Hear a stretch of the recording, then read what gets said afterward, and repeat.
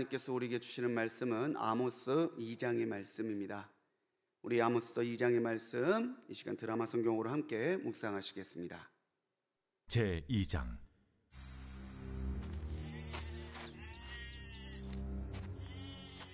여호와께서 이와 같이 말씀하시되 모압의 서너 가지 죄로 말미암아 내가 그 벌을 돌이키지 아니하리니 이는 그가 에돔 왕의 뼈를 불살라 채를 만들었음이라. 내가 모압의 불을 보내리니 그리옷 궁궐들을 사르리라. 모압이 요란함과 외침과 나팔 소리 중에서 죽을 것이라. 내가 그 중에서 재판장을 멸하며 지도자들을 그와 함께 죽이리라. 여호와께서 말씀하시니라. 여호와께서 이와 같이 말씀하시되 유다의 서너 가지 죄로 말미암아 내가 그 벌을 돌이키지 아니하리니 이는 그들이 여호와의 율법을 멸시하며 그 율례를 지키지 아니하고 그의 조상들이 따라가던 거짓 것에 미혹되었음이라. 내가 유다의 불을 보내리니 예루살렘의 궁궐들을 사르리라. 여호와께서 이와 같이 말씀하시되 이스라엘의 서너 가지 죄로 말미암아 내가 그 벌을 돌이키지 아니하리니 이는 그들이 은을 받고 의인을 팔며 신 한 켤레를 받고 가난한 자를 팔며 힘없는 자의 머리를 티끌먼지 속에 발로 밟고 연약한 자의 길을 굽게 하며 아버지와 아들이 한 젊은 여인에게 다녀서 내 거룩한 이름을 더럽히며 모든 제단 옆에서 전당 잡은 옷 위에 누우며 그들의 신전에서 벌금으로 얻은 포도주를 마심이니라. 내가 아무리 사람을 그들 앞에서 멸하였나니 그 키는 백향목 높이와 같고 강하기는 상수리 나무 같으나 내가 그 위에 열매와 그 아래에 뿌리를 진멸하였느니라. 내가 너희를 애굽 땅에서 이끌어내어 40년 동안 광야에서 인도하고 아무리 사람의 땅을 너희가 차지하게 하였고 또 너희 아들 중에서 선지자를 너희 청년 중에서 나신인을 일으켰나니 이스라엘 자손들아 과연 그렇지 아니하냐. 이는 여호와의 말씀입니다. 그러나 너희가 나실 사람으로 포도주를 마시게 하며 또 선지자에게 명령하여 예언하지 말라 하였느니라. 보라, 곡식단을 가득히 실은 수레가 흙을 누름같이 내가 너희를 누르리니 빨리 다름박질하는 자도 도망할 수 없으며 강한 자도 자기 힘을 낼 수 없으며 용사도 자기 목숨을 구할 수 없으며 활을 가진 자도 설 수 없으며 발이 빠른 자도 피할 수 없으며 말 타는 자도 자기 목숨을 구할 수 없고 용사 가운데 그 마음이 굳센 자도 그날에는 벌거벗고 도망하리라. 아멘. 할렐루야. 우리 하나님의 크신 은혜와 사랑이 오늘도 주님의 은혜를 간구하는 모든 성도님들과 함께 하시기를 주님의 이름으로 간절히 축원합니다. 우리 아모스의 말씀을 함께 묵상하고 있는데 아모스 선지자는 하나님의 공의, 사회의 정의와 또 신앙인의 믿음에 대해서 강조했던 선지자입니다. 이 아모스서는 주변 나라의 심판으로부터 시작돼서 북왕국 이스라엘과 남쪽 유다의 죄에 대한 질책까지 이어지는 내용을 그 서두로 시작이 되고 있죠. 하나님은 질책과 징계에 대해 말씀하시면서 그 질책과 징계의 근거가 서너 가지의 죄로 말미암아라는 말씀을 계속해서 반복하고 있으십니다. 그러니까 하나님께서 우리의 삶과 우리의 신앙을 보실 때에 하나님이 그 민족들에게서 서너 가지의 죄, 그들의 허물을 찾아내셨다는 거죠.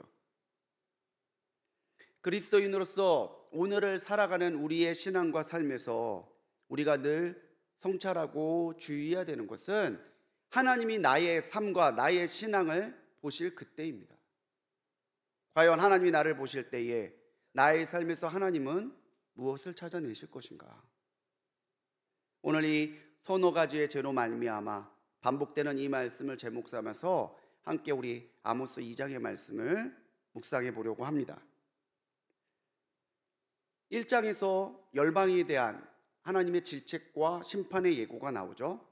1장은 암몬에 대한 내용으로 마무리가 돼요. 2장은 모압에 대한 주님의 질책과 징계가 이어지고 있습니다.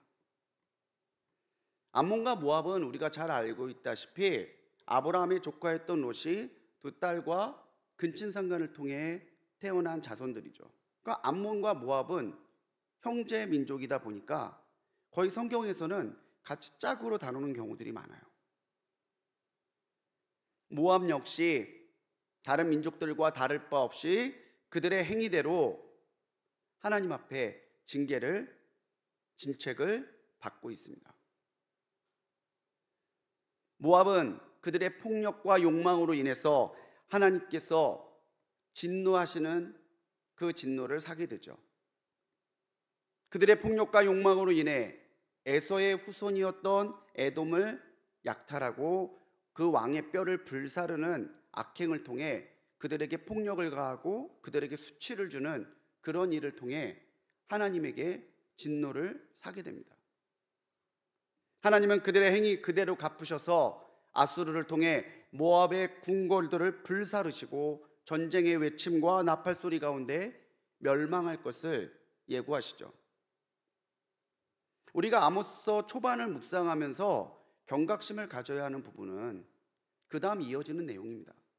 그 다음에는 유다와 이스라엘의 죄에 대해서 하나님께서 언급하시는 부분이 나옵니다. 근데 거기에도 어김없이 서너 가지의 죄로 말미암아 라는 말씀이 나와요. 다른 이방 민족이 아닙니다. 하나님께서 구별하시고 하나님께서 하나님의 백성이라고 인정해 주신 그 유다를 볼 때에도 그 이스라엘을 볼 때에도 변함없이 서너 가지의 죄가 언급되어 있다는 사실은 우리가 영적으로 경각심을 가져야 될 내용입니다. 아람과 블레셋, 두로, 에돔, 암몬, 모압 이런 이방 민족들 보시기에 하나님이 보시던 그 시각과 다를 바 없이 유다와 이스라엘에게도 하나님은 별다른 구별될 점을 찾으실 수 없었다는 거죠. 과연 우리는 하나님 앞에 구별된 자녀의 삶을 살고 있습니까? 하나님이 믿지 않는 사람들을 볼 때에, 하나님이 믿는 사람들을 볼 때에 그 보시는 게 똑같다고 한다면은 과연 오늘 우리의 삶과 우리의 신앙이 건강하다고 말할 수 있을까요? 우리 성도님들 많이 기도해 주셔서 우리 교회 학교의 여름 행사들이 은혜 가운데 잘 마쳤어요. 근데 청년부가 이번 수련회 때 주제로 삼았던 게 뭐냐면 다니엘서를 가지고 나는 달라 이게 청년부 수련회의 주제였어요. 우리가 세상을 향해 나는 달라라고 말할 때에 무엇을 가지고 다르다라고 말할 수 있겠습니까? 바로 자녀다운 구별된 신앙과 구별된 삶일 줄 믿습니다. 다니엘이 그 당시의 사람하고 똑같았었나요? 다니엘은 말과 행동과 하나님을 향한 사랑과 기도까지도 철저하게 달랐던 사람이에요. 그래서 다니엘이 달랐던 거예요.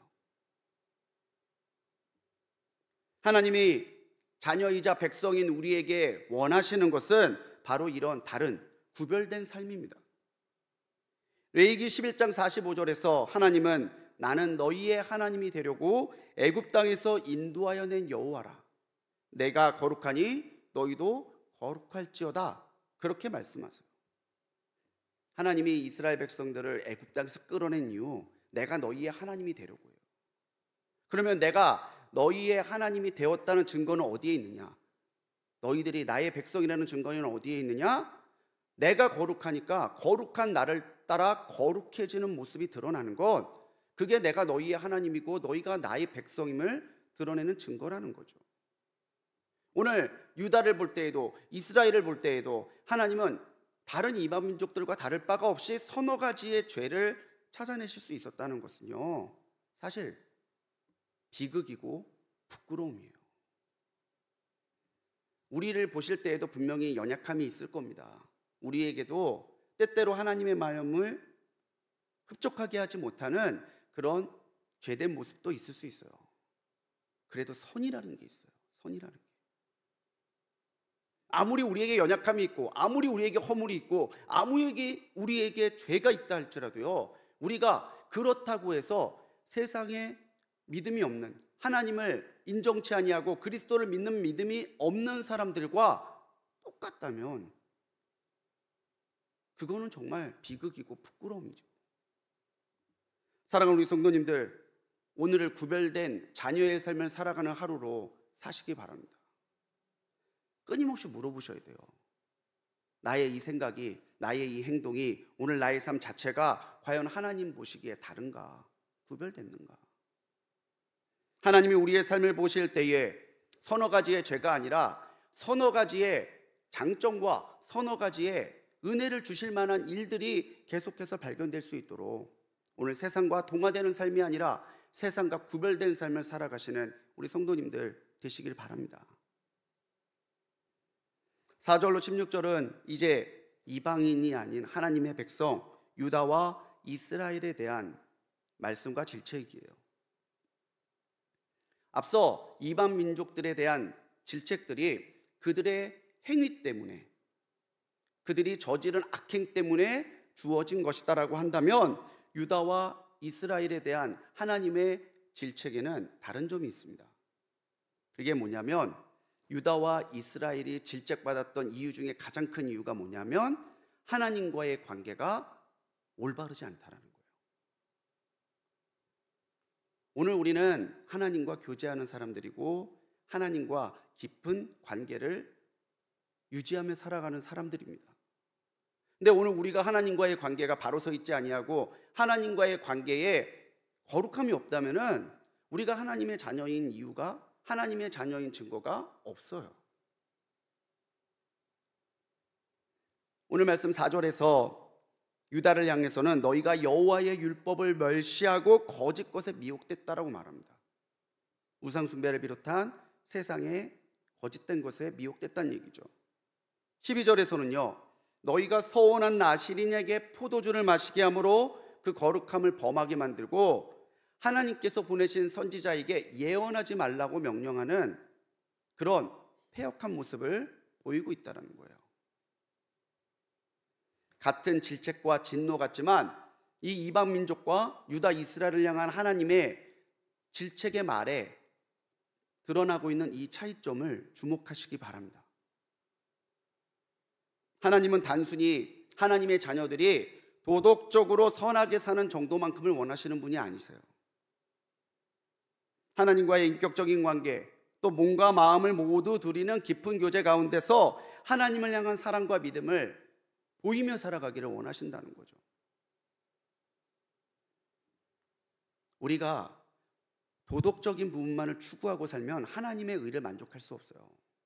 근데요, 오늘 우리가 예수 그리스도를 믿는 믿음을 통해 하나님을 사랑하는 그 사랑을 통해 깊은 교제를 통해서 하나님의 의를 만족하고 살면 세상의 도덕적인 기준은 가뿐히 넘으면서 살 수 있다는 거죠. 이 차이를 아시겠습니까?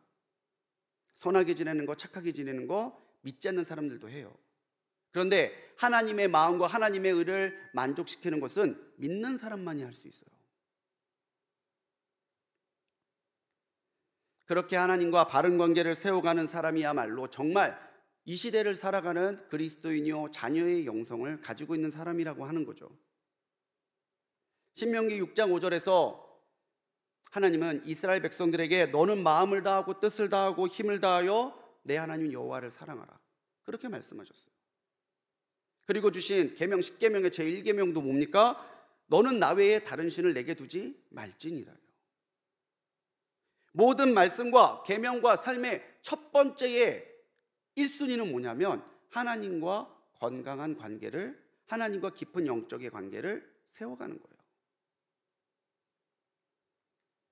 여러분들에게 오늘 이 시간에 여쭙고 싶습니다. 여러분, 하나님과의 관계가 건강하십니까?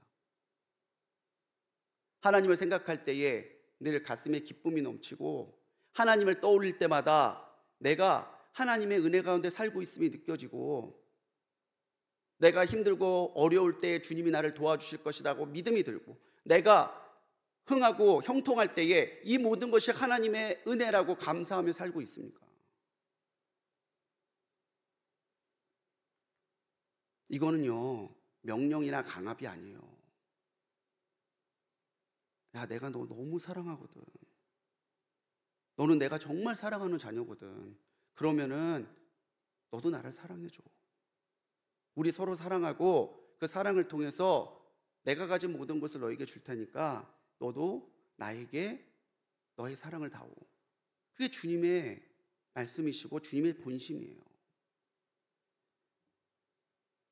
사랑하는 성도님들, 하나님과 바르고 깊은 영적인 관계를 유지하시기 위해서 오늘도 최선을 다하시기 바랍니다. 나의 생각과 나의 말과 나의 모든 것이 하나님 보시기에 합당한 그런 모습이 되려면 오늘 우리가 하나님과의 관계가 건강해야 돼요. 더욱더 하나님 앞에 깊은 사랑을 드리고 깊은 은혜를 누리는 복된 관계로 오늘을 승리하시기를 주님의 이름으로 간절히 축원합니다. 오늘 이 아모스 2장의 말씀에서 우리가 하나 더 생각해 봐야 될 거는 이 말씀의 배경이에요. 이 말씀의 배경. 아모스의 이 예언이 선포될 때에 북왕국 이스라엘은 최고의 전성기였던 여로보암 2세 때입니다. 남왕국 유다도 풍요로운 시기 중에 하나였던 우시야 왕 때예요. 국가적으로는 풍요로웠습니다. 그리고 이때에 위세를 떨치고 있던 아수르에 의해서 유다와 이스라엘의 위협이었던 시리아가 멸망당했어요. 아직은 아수르와의 관계가 악화될 때가 아니에요. 내적으로는 풍요롭고 외적으로는 위협이 사라진 이때입니다. 그렇게 풍요롭고 그렇게 평안한데 이 모든 풍요와 평안의 주인 되신 하나님과의 관계와 하나님을 향한 신앙은 오히려 퇴보하고 있고 그들의 영적인 상태는 빈곤과 무질서가 가득했습니다. 우리는 늘 형통함을 구하잖아요. 늘 우리는 기도의 응답을 간구하잖아요. 그런데 우리가 주의해야 될 것은 은혜를 신앙과 감사로 지키지 않으면 오히려 그 은혜 때문에 하나님과 멀어질 수도 있음을 주의해야 된다는 거죠. 하나님이 은혜 가운데 건강 주셨어요. 그런데 그 건강으로 하나님의 뜻 가운데 살지 않는다면 그 건강으로 헌신하는 게 아니라 자신의 욕심과 자신의 계획을 위해서만 그 건강을 쓸 거라는 거예요. 물질은요, 하나님께서 주신 것이라는 그 영적인 마음과 감사함이 없으면 내 뜻과 내 계획과 내 욕심을 위해서만 그 물질을 쓸 거라는 거예요. 제가 전도사 때 저희 교회 집사님의 남편이 암에 걸리셨어요. 암에 걸리니까 부인 집사님이 늘 기도 부탁하는 거예요. 우리 남편이 위해서 기도해달라고. 근데 어느 날 그 남편분이 교회에 오셨어요. 얼마나 감사해요. 더 기도하게 되죠. 수술 받으시고 기적적으로 그 암에서 조금씩 회복되기 시작하셨어요. 병원에서는 준비하라고 그랬거든요. 부인을 따라 착실하게 신앙생활을 하셨는데 언젠가부터 보이지 않으시는 거예요. 그래서 제가 전화드렸어요. 저 어느 교회 이명묵 전도사인데요. 요즘에 교회에서 많이 못 뵈서 전화드렸어요. 요즘 어떻게 지내세요? 대뜸 저한테 하는 말이 내가 이 정도 교회 나가줬으면 됐지 뭘 더 바라고 나한테 자꾸 전화하냐는 거예요. 나를 위해 기도해 준 건 고마워요. 근데 내가 이 정도 교회 나가줬으면 됐지 왜 자꾸 나한테 전화 걸어서 귀찮게 하냐는 거죠. 너무 슬픈 것은 그리고 몇 해 지나지 않아서 사고로 이분이 소천하셨어요. 주말마다 낚시 다니시고 막 그랬거든요. 이 새벽에 제가 여러분들의 마음을 무겁게 해드리려는 게 아닙니다. 내게 받은 은혜를 은혜로 받는 방법은 내가 은혜를 감사로 받는 거예요. 내가 받은 은혜를 어떻게 하면 하나님 앞에 나의 믿음의 표현으로 드릴 수 있는지를 생각할 때에 우리에게 주신 은혜가 은혜로 남고 거기에 더 큰 은혜가 덮여진다는 얘기죠. 그 풍성함과 평안을 누리면서도 이스라엘은요, 은을 받고 의인들을 괴롭혔습니다. 신 한 켤레 같은 작은 이익을 위해서 궁핍한 자를 팔았고 가난한 자의 티끌마저 욕심냈고 아버지와 아들이 한 여인과 관계를 맺는 간음을 저지르기도 했어요. 하나님이 금하셨던 가난한 이의 옷을 저당 잡았고 거룩한 하나님의 말씀과 나실인들을 무시하고 선지자들을 핍박했습니다.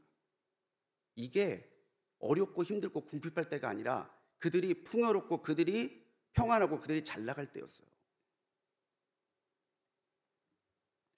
김남준 목사님이 쓰신 책 은혜에서 미끄러질 때라는 책이 있어요. 거기에 뭐라고 쓰여 있냐면 사탄의 함정에 빠지기 전에 영적인 경계심이 느슨해지는 일이 일어난다.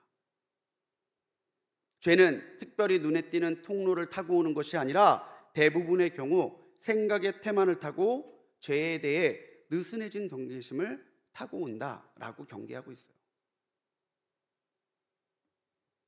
우리가 사단의 속임수에 넘어갈 때 먼저 일어나는 것은 우리의 영적인 경계심이 무너지는 거예요. 사탄은 뭔가 특별한 방법, 눈에 보이는 그런 방법을 가지고 우리에게 유혹하고 공격하는 게 아니라 우리의 흐트러져 있는 영적인 경계심을 타고 들어온다라고 경고하는 거죠. 은혜의 순간, 기도 후에 하나님께서 주신 응답을 받은 순간, 그렇게 은혜를 받고 응답을 받고 그 후의 모습을 하나님이 지켜보고 있는 그때를 우리가 영적으로 더욱더 깨어 경각심을 가지고 살아가야 된다는 거예요. 하나님의 풍성함이 더 큰 은혜로, 더 큰 평안으로 나타날 수 있도록 오늘 내가 하나님의 은혜 안에 있다고 생각한다면 넘어지지 않도록, 나태해지지 않도록, 느슨해지지 않도록 하나님 앞에 영적으로 깨어 오늘을 살아가는 하루를 그렇게 보내시기를 주님의 이름으로 축원합니다. 열왕기상 3장 10절에서 솔로몬이 일천 문제를 드리고 하나님 앞에 지혜를 구했을 때 거기에 그렇게 기록되어 있어요. 이것이 하나님의 마음에 맞은지라. 하나님께서 솔로몬이 구한 것을 봤더니 그 구한 것이 하나님의 마음에 맞았어요. 와, 그걸 구했구나 네가.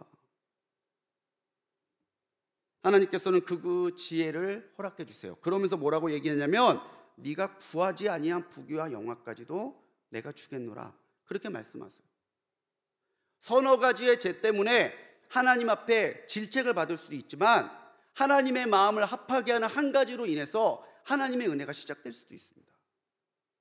사랑하는 우리 성도님들, 오늘 우리 하나님 앞에 바로 서서 하나님이 나를 부으실 때에 서너 가지의 죄가 아니라 하나님이 기뻐하시는 것을 찾아낼 수 있는 신앙으로 오늘을 살아갔으면 좋겠습니다.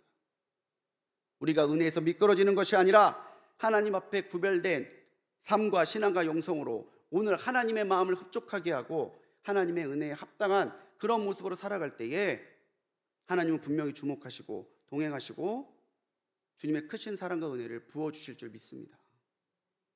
그런 믿음으로 오늘을 살아가고 그분의 뜻 가운데 합당하게 살아가는 우리 모든 성도님들 되시기를 주님의 이름으로 간절히 축원합니다. 기도하시겠습니다.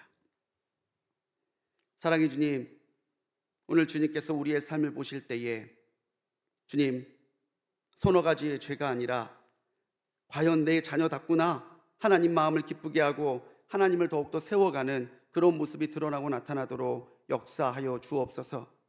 우리의 신앙과 삶과 마음이 하나님을 흡족하게 하게 하시고 또 주님 그 가운데 하나님과의 관계가 더욱더 깊어지고 더욱더 바른 영적인 관계로 서게 하셔서 우리가 주님 안에 있게 하시고 주님이 우리 안에 내재하심으로 주님 오늘도 하나님과 교제하는 복된 하루를 살아가도록 지켜주옵소서. 주님이 은혜를 주실 때에 주님이 내게 응답하시는 그때에 우리의 삶이 교만하거나 느슨해지지 않도록 붙들어 주시고 오히려 그 가운데서 더욱더 겸손하게 더욱더 그 가운데서 하나님 앞에 신실하게 살아가는 우리가 되도록 오늘을 인도하시고 그 가운데 주님 영광받아 주옵소서. 오늘도 이 새벽전에 있는 귀한 예물이 있습니다. 성령의 충만함을 드리며 아버지 주여 간구하며 드리는 예물, 또 주님 사랑하는 소주들의 이름을 적어 올리는 일천번제의 예물, 속회의 예물 주님 기쁘게 받아주시고 이 예물에 담겨있는 믿음과 기도대로 역사하여 주옵소서. 오늘도 서너 가지의 죄로 주님과 멀어지는 우리들이 아니라 하나님의 마음에 흡족한 삶과 신앙으로 주님을 기쁘시게 하는 하루를 살아가도록 인도하실 줄 믿사옵고 우리를 구원하신 예수님의 이름으로 간절히 기도드렸습니다. 아멘.